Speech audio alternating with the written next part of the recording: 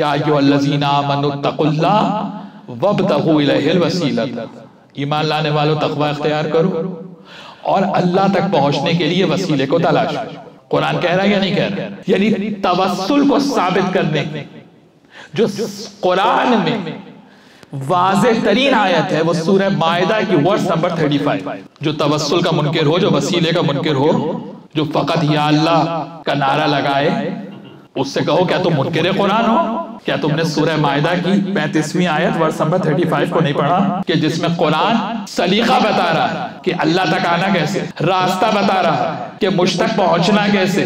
تو اگر براہ راست ہی بلانا تھا، اگر وسیلے کو مائنس کر کے ہی بلانا تھا تو سورہ مائدہ میں اس آیت کو رکھنے کی ضرورت کیا ہے؟ ایمان لانے والوں تقوی اختیار کرو اور اللہ تک پہنچنے کے لیے وسیلہ تلاش کر، بناؤ نہیں۔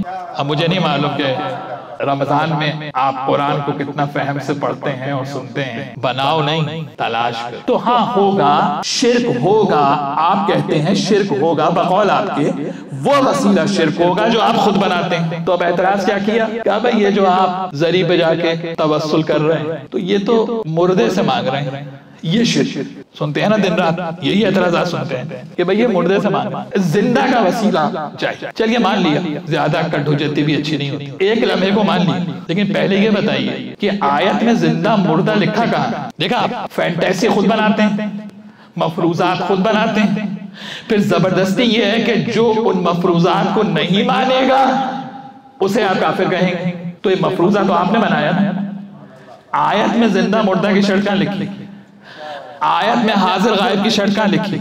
آیت تو انکنڈیشنل ہے، آیت تو مطلق ہے کہ ہم نے تمہارے لیے وسیلہ قرار دیا، اب تم اسے تلاش کرو۔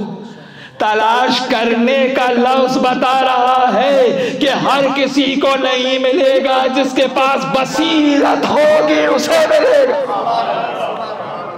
تو زندہ اور مردہ کی شرط تو نہیں۔ چلو اگر ایک لمحے کے لیے آپ کی بات کو مان کہ بھئی زندہ ہی کو وسیلہ بنایا جا سکتا تو پھر پڑھیں قرآن، وَلَا تَحْسَبَنَّ الَّذِينَ قُتِلُوا فِي سَبِيلِ اللَّهِ أَمْوَاتًا بَلْ أَحْيَاءٌ عِندَ رَبِّهِمْ يُرْزَقُونَ، جو اللہ کی راہ میں مارے گئے ہیں انہیں مردہ نہ کہو، وہ زندہ ہیں اور ان کی زندگی کی دلیل یہ ہے کہ اللہ کی طرف سے رزق پا رہے ہیں۔